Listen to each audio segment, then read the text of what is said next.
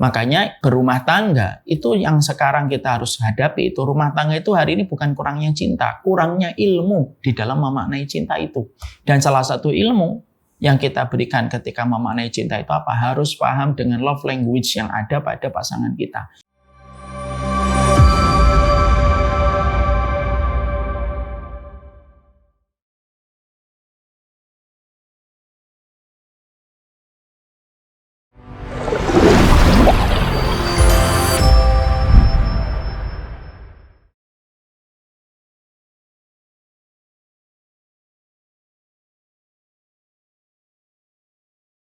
Ini pertanyaan sangat sangat strategis ya, aplikatif dalam kehidupan. Tapi sebenarnya ini masalah yang klise dihadapi oleh setiap keluarga.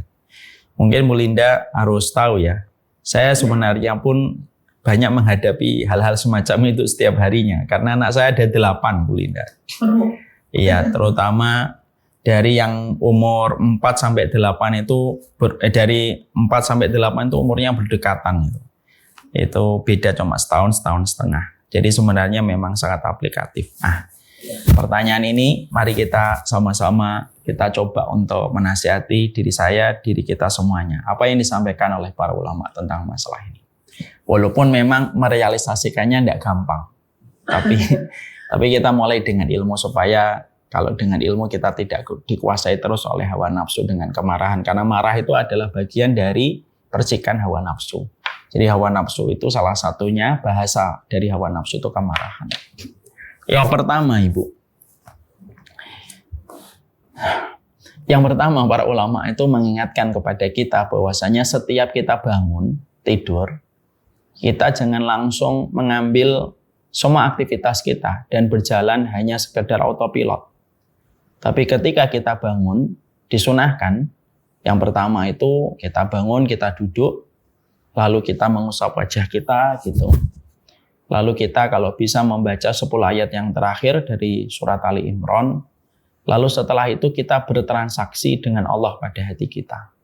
Ya Allah, hari ini saya akan menjalani semua hari-hari saya bersama suami, bersama anak-anak.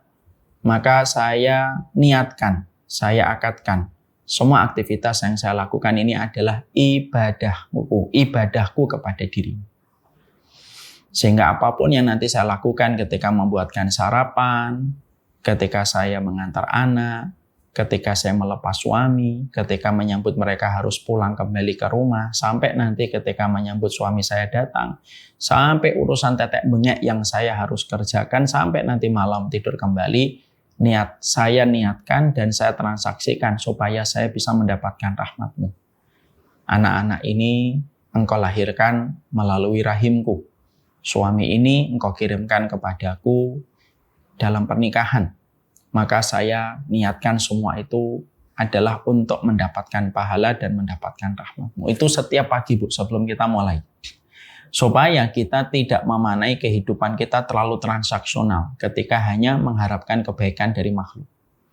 Karena ketika saya ataupun Ibu ketika menjalani hari, belum tentu hari itu pasangan kita nanti baik sama kita. Belum tentu pasangan kita menyenangkan kita. Belum tentu pasangan kita membahagiakan kita. Tapi kalau hidup kita bukan transaksional dalam pernikahan, tapi kita niatkan karena Allah, maka apapun yang kita temukan, kita mungkin akan lebih bersabar karena kita tahu ini adalah upaya kita untuk mendapatkan pahala di sisi Allah. Ibu Linda, kalau saya boleh cerita sedikit. Saya termasuk orang yang jarang sekali bisa duduk habis sholat subuh untuk bisa berzikir sampai matahari terbit. Itu jarang sekali saya bisa. Kenapa saya tidak bisa untuk duduk sampai syuruk gitu ya, lalu nanti sholat syuruk 2 rakaat? Karena memang kalau pagi itu kroditnya luar biasa. Berbagi tugas dengan istri. Istri nanti nyiapin makanan, saya memandikan, gitu. Saya mempersiapkan, nganter mereka satu persatu pulang nganter terus pulang, nganterin lagi, pulang nganterin lagi gitu. Dan itu menjadikan waktu pagi saya tidak bisa untuk melaksanakan sholat syuruk. Makanya ketika saya kadang-kadang sedih, ya Allah tidak bisa syuruk gitu. Karena setiap jam 5 harus segera pulang, karena sudah menunggu banyak pekerjaan. Akhirnya yang membuat saya agak lega itu adalah saya sudah lakukan ini karena Allah. Sholat syuruk itu sunnah, tapi merawat anak saya, mengantarkan dia sekolah, menyiapkan persiapannya itu kewajiban. Dan kewajiban itu lebih utama daripada sholat sunnah. Walaupun sholat syuruk besar keutamaannya sebagaimana umroh. Tapi keutamaan sholat syuruk tetap sunnah. Adapun merawat anak saya, memberikan kecukupan, memberikan makanan, mengantar dia untuk sekolah dan belajar itu kewajiban. Dan kewajiban selalu lebih tinggi daripada sunnah. Ini yang pertama yang harus kita hadirkan. Itu biasanya 5 menit, 10 menit. Nanti setelah kita 5 menit, 10 menit, nanti akhirnya kita bisa nikmatin hari-hari kita. Ya, ketika kita harus pagi nganter, kita sudah memberikan makna ini ibadah saya, gitu. Walaupun tidak di atas sajadah, tapi ini adalah ibadah saya. Itu yang pertama. Jangan kita bangun langsung mengambil pekerjaan. Jangan kita bangun langsung ambil air wudhu. Duduklah sebentar, bacalah 10 ayat yang terakhir dalam surat Ali Imran. Setelah itu hadirkan. Apapun yang saya temukan hari ini, ya Allah, saya niatkan adalah ibadahku, walaupun tidak di atas sajadah. Ini yang pertama. Yang kedua, kita memohon kepada Allah supaya kita dilapangkan hatinya. Kalaupun kita terpancing emosi, maka emosinya tetap dalam kerangka keridhaan Allah. Emang ada doa semacam itu, Ustaz? Ada doa semacam itu. Ada doa yang apabila kita melaziminya, itu menahan kita dari kemarahan. Dan kalaupun marah, marahnya kita tidak sampai kebablasan ketika sampai mengundang kemurkaan Allah. Apa itu doanya? Yang kedua. Allahumma inni as'aluka kalimatal haqq fil ghadabi waridho. Ya Allah, aku minta ya, ridhomu dan perkataan yang benar yang aku ucapkan, baik ketika aku marah ataupun ketika aku ridho. Karena kadang-kadang kalau kita lagi marah, omongan kita itu melampaui batas. Kadang-kadang kalau kita lagi marah, omongan kita itu justru menjadi sebab penyesalan kita di masa mendatang. Nah, ini yang kita harus tahan, terutama ibu-ibu dengan banyaknya pressure di dalam rumah. Kadang-kadang lepas marah emosional, keluar kata-kata yang akan disesali pada waktu nanti. Ketika waktu terus merambah. Ada sebuah kisah nyata, Bu Linda. Ada seorang ibu, ketika dia punya guci, dia ada guci. Guci itu pemberian dari ibunya. Lalu guci itu disenggol sama anaknya, pecah gitu. Lalu secara refleks ibunya itu berkata, semoga kamu celaka gitu. Gara-gara kamu memecahkan guci yang menjadi kesayangan ibu itu. Karena guci itu ikatan memori dia bersama ibunya. Marah yang sifatnya emosional langsung keluar kata-kata itu.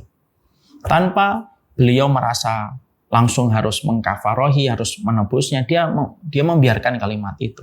Sampai waktu itu berlalu, sampai akhirnya ketika anaknya kecelakaan dan meninggal dunia, barulah dia ingat kembali kata-kata itu yang diucapkan sudah puluhan tahun.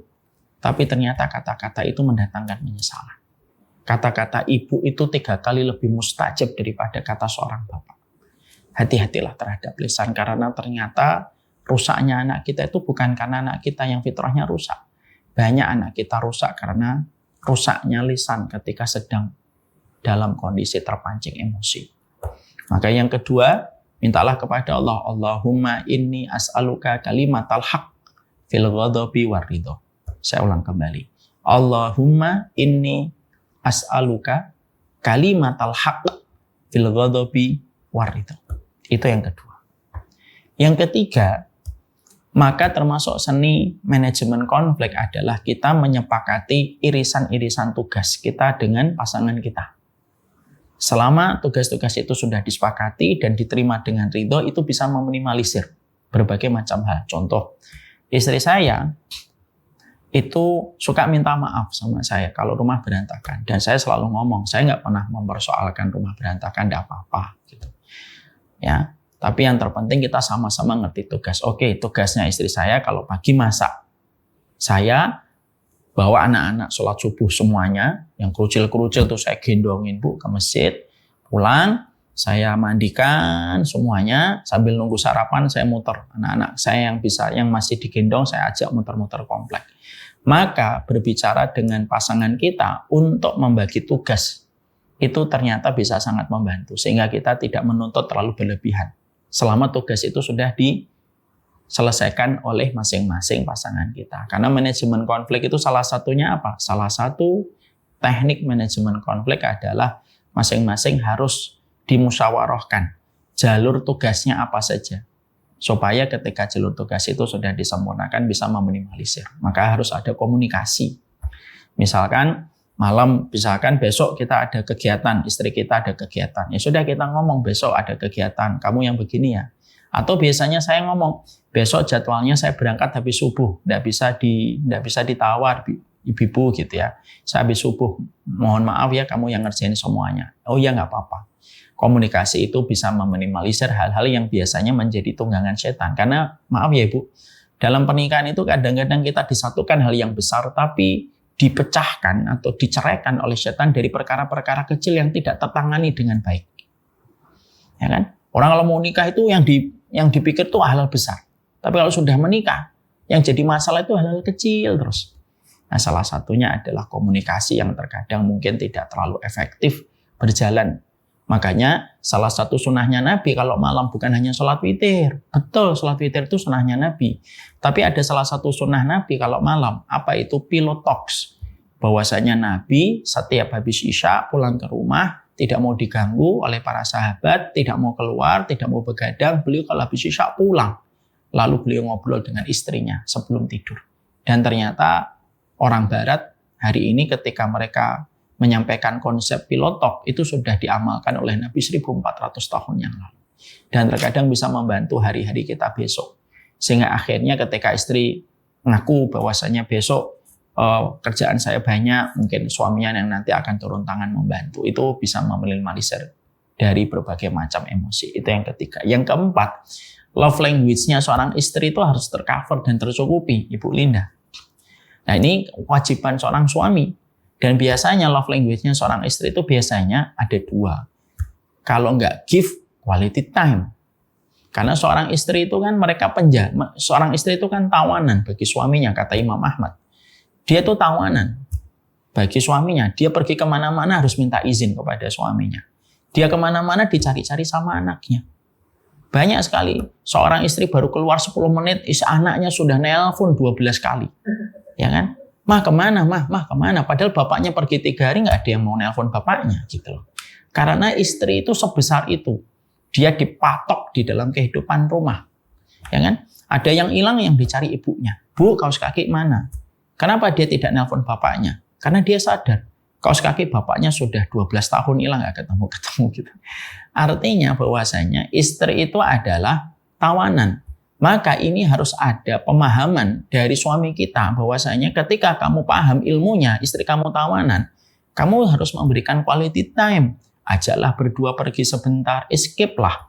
Mungkin sore hari habis pulang kantor, ayo pergi yuk. Makan nasi goreng berdua saja, anak-anak dititip di rumah sebentar aja. Yang paling gede suruh jagain adik-adiknya. Terkadang makan nasi goreng, cilok, bakso, es coklat. 5 menit atau 50 menit atau 30 menit itu sudah ngasih endorfin yang luar biasa bagi seorang istri supaya dia tidak melampiaskan kemarahannya kepada anak-anaknya dan kepada keluarganya.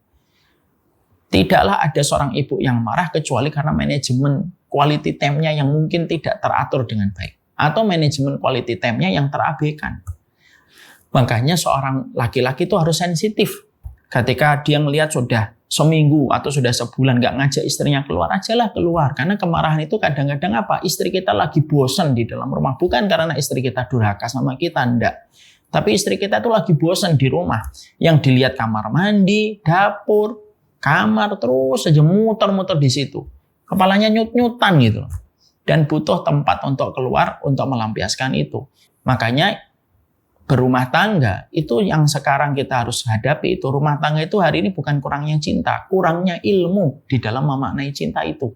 Dan salah satu ilmu yang kita berikan ketika memaknai cinta itu apa? Harus paham dengan love language yang ada pada pasangan kita.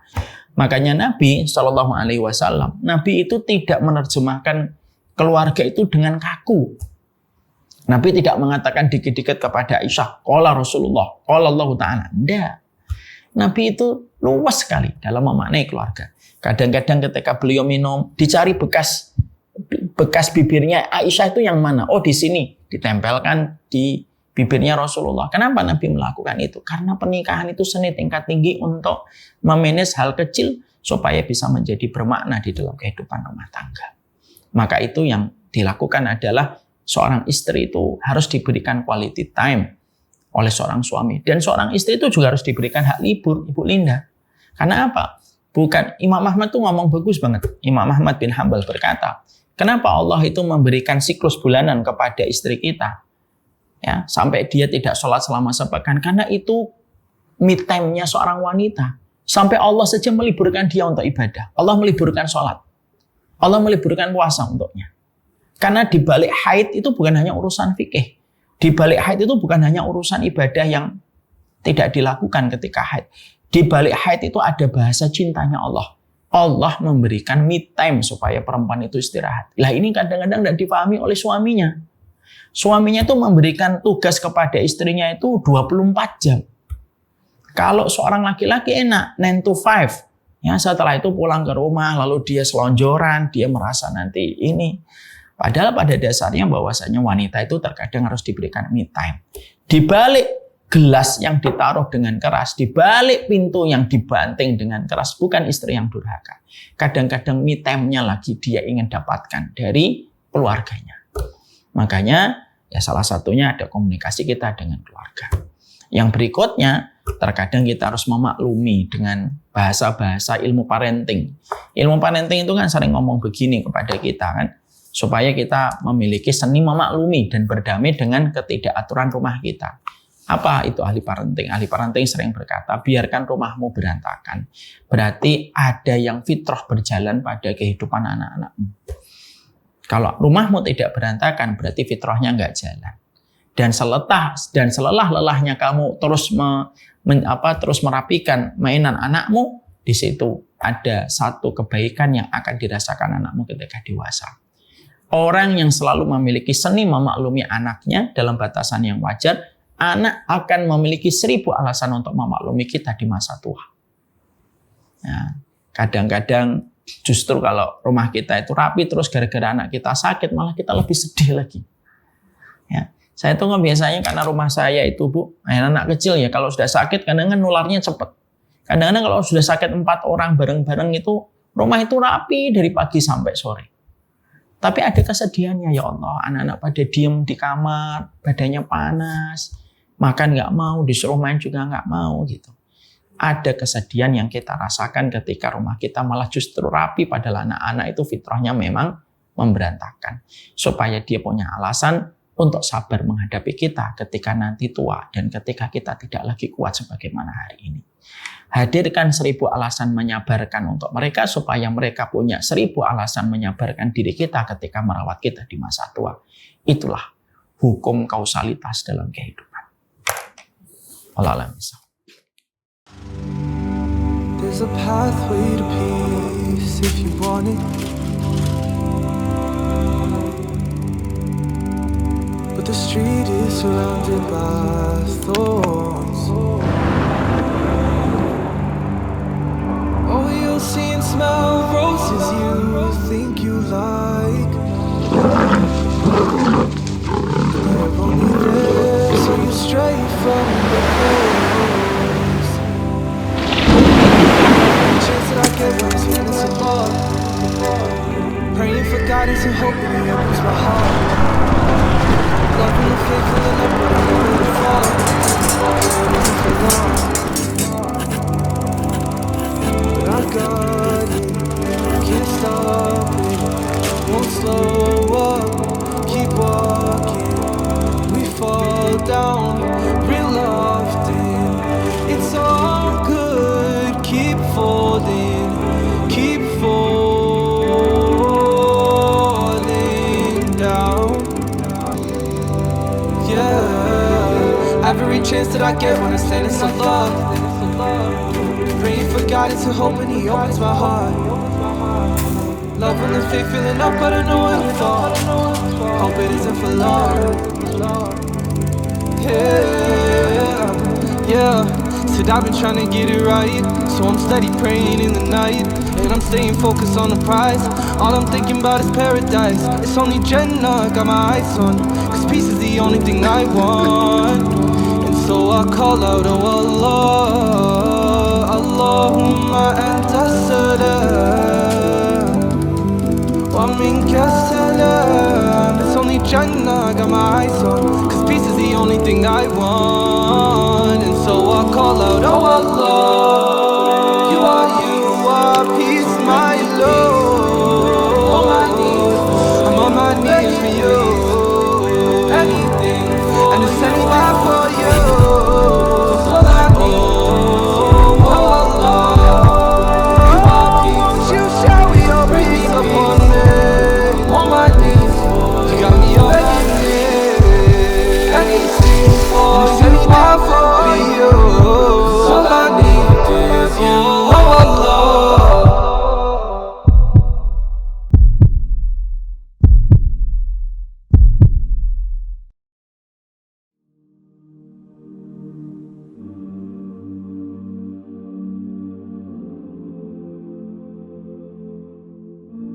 I've been holding for so long,